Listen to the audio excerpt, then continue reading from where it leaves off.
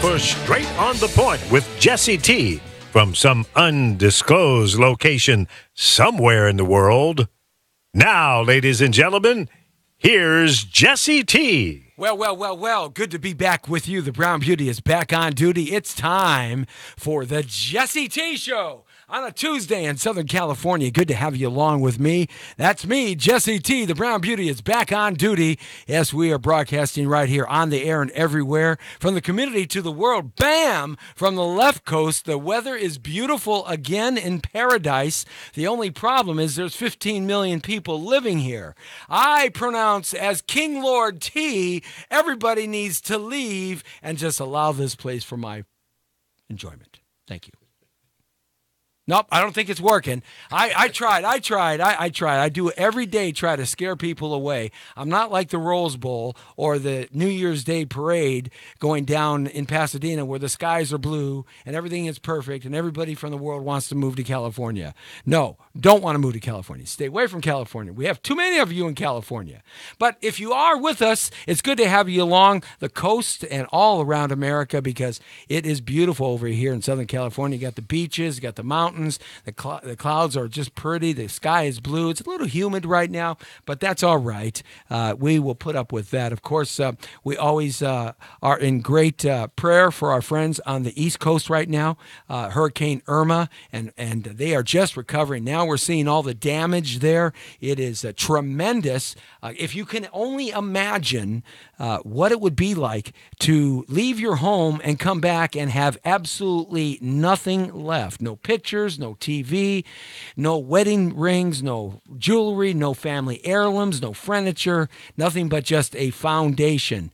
And your neighbor's home is absolutely in perfect shape. I mean, why, oh me. But, you know, there's going to be help, and we are helping as much as we can. We appreciate everybody who's down there. A lot of movie stars and a lot of recording stars are doing benefit concerts. Chesney's home was completely destroyed on one of the outlined islands, and he didn't even care about that. He's just doing free concerts to raise money for everybody else. So we really think about those folks all the time here, and I hope you're prepared for that 8 or 9 point earthquake here in California. Hopefully that opened up your eyes. Today on the Jesse T Show, we have special guests. That's right, an up-close and personal interview of these two men. Okay, it's time to strip down to our skivvies. No, I'm just teasing. No, I'm just playing. Of course, all the girls are going, ooh, they really wanted that to happen. I know they did. Way over to the right of me, Massimiliano Turchi. Yeah, baby. The director of a brand new movie called Mayday. We're going to check out his new trailer coming up. And right in the middle, the man with the beautiful kind of ZZ Top kind of look. I like that, baby. That's right. Scott Ingrati. Man, you guys are pushing my Italian here, you know? I haven't had to be Italian for a long time, but that's okay. We're all in the same mix. Good to have you guys along with us, and it's good to have you along with us, Max, and you've been quite busy, and we'll get about talking about that. And Scott's an actor, so we're going to kind of talk a little bit about what he's been up to, too. If you want to chime in with us, give us a call right now. Angela Capri is already checking in, and Evelyn Chastas is already checking in. I can't see the Instagram over there. My eyes just can't see it, but they're checking in over there. And, of course, we're on Facebook.com/Jesse Terrero.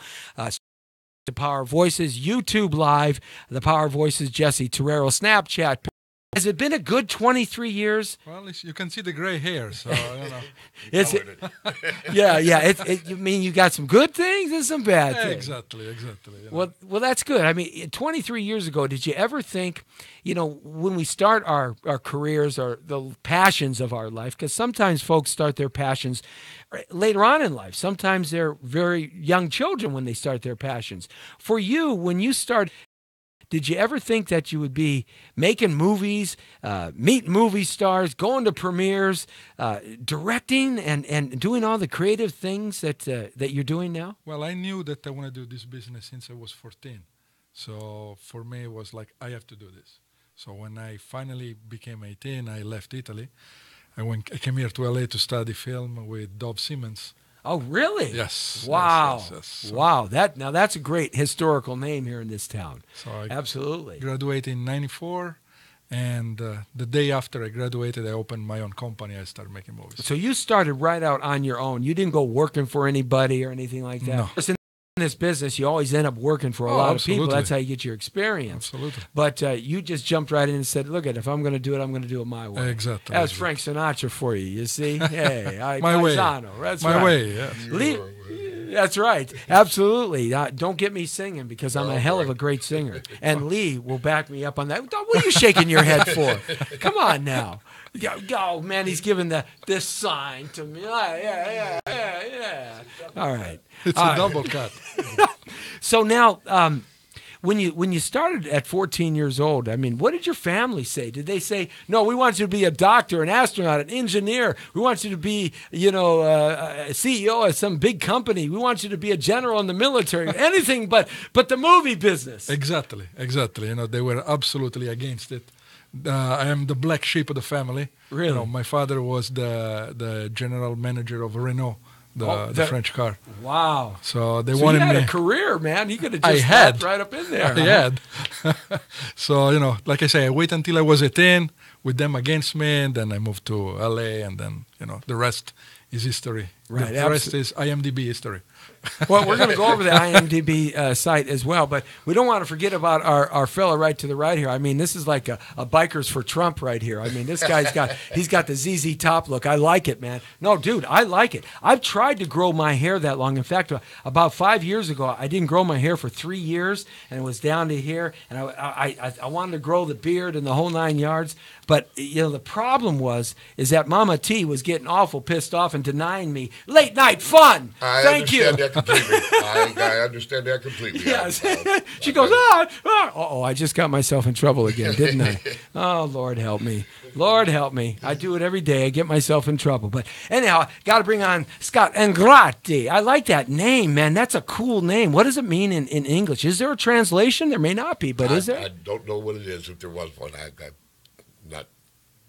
couldn't tell you. Well, grotto means big, large. So this must mean you're larger than life. Oh, don't you like that? $25. Thank And you. grotto inside the grotto. Yeah, that's right. Absolutely. So now you're an actor, and you've done quite a number of things. And did you know at a young age, Scott, that this was going to be your thing, or did you kind of fall into it, or how did it happen for you? This was never my passion. It was not something I pursued. Fell into. I was involved in the movie industry through the car business. I supplied cars for all the old Universal stuff. And at the time, I despised actors. I thought they were arrogant. Everybody that I ran across just had egos. It was not for me. Then I went through a couple changes in my career, and one of the things I retired from, one of the guys that I worked for, kind of pushed me into it. And I did a first movie about 6 years ago, and I got bit by the bug, and I've been working ever since. Oh, Mama, don't let your sons get bit by the bug. Yeah, it happened. We used to say the music bug, the radio bug, the film bug, the TV bug, the journalism bug. That's the bug that just it really bites you. If you don't know what I mean, folks, it's an amazing thing. I mean, it's a blessing and a curse at the same it really time. is. It is. It is a blessing and a curse because you never know when you're going to make enough dinero, but you always are going to do it because you just got to do it. It just has to happen for you. And what was your first thing that you did? A movie called the porn. We won't talk about that. A movie called Safe Flight.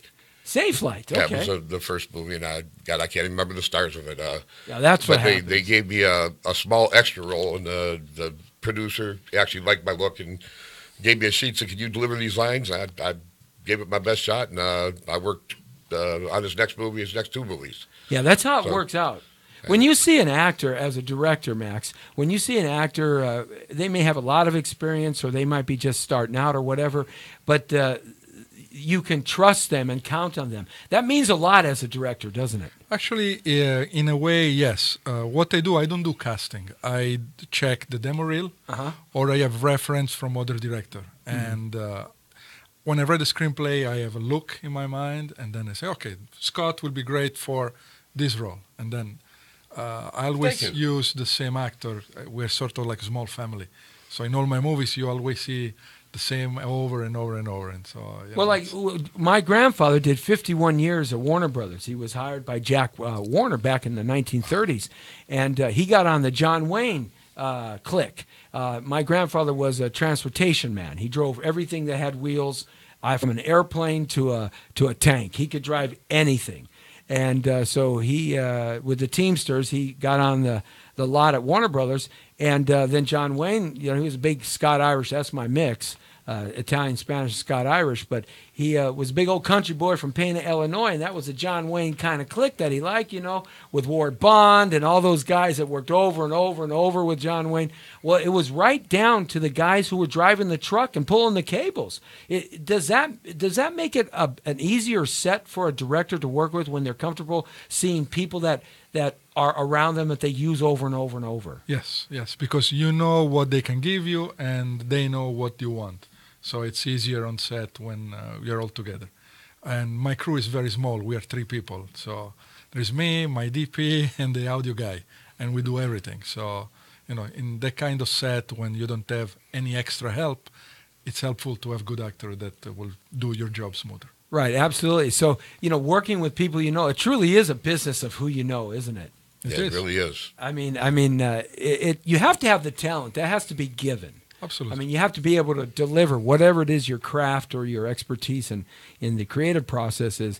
But once you're there, you just begin to build relationships with people. That's right. It really is. A lot of it is about the relationship. It's you get to work with the same people a couple times, and you start thinking they know how you're going to react to a situation. You know how they're going to react. Everybody gets comfortable behind the scenes, and I think that's as important as having the talent in front of the camera is having the relationship behind the camera. Yeah, absolutely. Uh, A comfortable set with no drama is so much easier to work on. What's that? A comfortable set with no drama? No drama on a set? Wait a second now. He's lying. So let me tell you a little bit about Max. He's an award-winning director to video horror film director and producer. Horror films in China are one of the biggest grossing films of any genre in China. With 2 billion people, they love the horror genre. Absolutely. Why is that? I've never been a horror picture kind of guy, but people just love that. When you're making a horror picture like with all the guts or however suspenseful, like Psycho or something like that, when you're making something like that, how do you make it different than all the other horror pictures that are there? Because it's a genre that's just been done over and over. How do you find that angle, that newness? Usually it comes from dreams, my experience. And then it comes from idea. Of course, I watch always horror movies. So the brain, of course, get clogged by a mix of movies, and then an idea comes out. It's like, oh, maybe we can kill this guy with a chainsaw in the face. I say, okay, it can be made. I think the kind of horror picture I'd like to do is a horror picture about everybody who fired me in a radio station. How can I kill this guy with a chainsaw in the face? There we go. Right? You may see that next picture. Oh yeah, that's on Jesse Terrero kills radio program directors who's fired him. 43 and counting. There you go. Taking their faces and making a real Facebook. Yes. Oh, Lord help us. Yes. So it comes out of a dream state, huh? Yeah, to me, yes. When Man, I'd hate to be sleeping by you at night. No, I'm very calm. Thank God. I mean, all of a sudden, I'm going to wake up with a mini chainsaw. Max, what's going on? Oh, I'm just doing a test. Just an idea. Sleep. Tell me an idea. Don't worry. Well, that's a lot better than waking up by your significant other, your loved one, spouse, or girlfriend, or whatever you like, saying somebody else's name. I mean, that is a horror story in itself. Right there is a horror. That's it. That's it. That's right. the real horror. Oh, the horror. Absolutely. Now, Scott, have you done a lot of horror pictures? Has that been something that you've been cast in a lot? I have not done a lot of them. I've done a few big ones. Working with Max is something I've always wanted to do. It's kind of an odd story how I did fall into it with him, but well, tell us, how'd you fall in with Max? How'd you find this guy? He's from Italy, he's a good-looking guy. The girls are always running after him. Where? I'm available. $13.14 to you. Okay, thank you. and more coming. So I was on the set of a fairly large movie called Death House, which has a lot of the bigger stars in horror over the years all in it. And I've been friends on Facebook with Max for a year and a half. We chatted back and forth, and we talked about movies here and there. And it's kind of Wait like a minute. I got to interrupt here. You said you've been friends with him on Facebook, so Facebook really works. Yeah. I tell you, when it comes to this business, it does work. It really does. Find me someday. Someday. Thank you. Go ahead. So we had spoke back and forth, and he said, I make movies, and on Facebook, you can't always believe what you read. Right. So I was like, okay, another guy makes movies. Here we go, right? And I got on the set with all these huge horror names, and every other conversation I heard was about, have you heard about this Massimiliano, what he's doing? Max, you're doing this. Max is doing that. And I started thinking, wait a second, maybe this guy's for real. So the first thing I did when I got home was got on Facebook saying, hi, Max, this is Scott. Remember me? I would love to talk to you about a movie. Yeah. And we started talking, and he had a movie that was coming up, and here we are. It's cool, Max, because the way talent comes to you today now is so different than when you first started. Oh, absolutely. I mean, the process is it's almost become more personal, don't you? More humanity and less interference. I agree. Before it was an article on Backstage, then they send you the headshot. There was no social media, right? So it was very hard. Nowadays, you just on Facebook. You just post, I'm casting this new movie, and then everybody. Yeah, they can send you reel. Exactly. You can see them right there. Right, exactly. and you can bypass that process. Exactly. I think casting directors, you need to become plumbers, or beauticians, or florists, because I think that job's going to kind of go by the wayside in maybe 10 or 15 years. Hey, look, I'm just saying, I'm just saying. I never use a casting director, so. Really? I always do my own casting. So. Yeah. Well, you know what you want. Exactly. It saves money, saves time, right. And in your mind you already know the character. And it's not like you have to put a set of a bunch of extras together now because everything's CNG. Exactly. As your budget goes up, everything becomes. I hate CGI. Our CGI. I mean, that really has changed the industry a lot. I'm old school, so I like do everything as much as I can, building and everything. But so CGI, the green screens and blue screens and all that stuff is not. Nah. Yeah. If I need to, I do. Right. But I try not to. Well, the executive producers are always so conscientious about the money being spent, and that's what CGI does. Yes. It allows you to cut down the cost of all of the building and the framing, but it puts a lot of guys out of work, too. So there's a dual-edged blade here. Exactly. Depending, because I like to save money, so executive producer loves me. Right. Because I'm not the crazy director saying, we have to build this. I say, no, let's do everything in one set. Right. So, the thing, that's why, I try to keep working because I save them money. Right. Well, that's important. To make good films under budget, under time. Under time. Yeah. I have never worked with anybody that gets things done as fast, as efficient as this guy does. It's kind of a unique thing to really see this happen.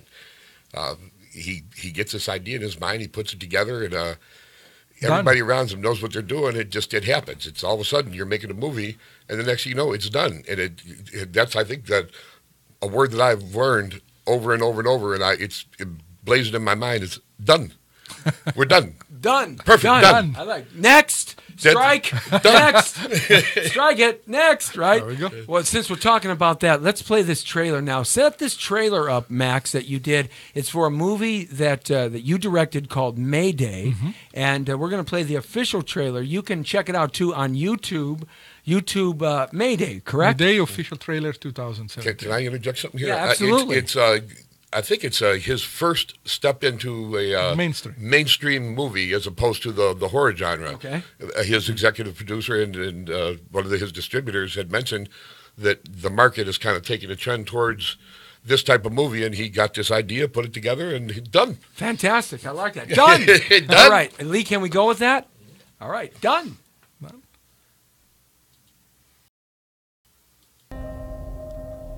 Good evening, ladies and gentlemen. Welcome aboard Falcon Air Flight 88. Lying if I denied it, but I'm still trying to figure this out in the real world. And enjoy the ride.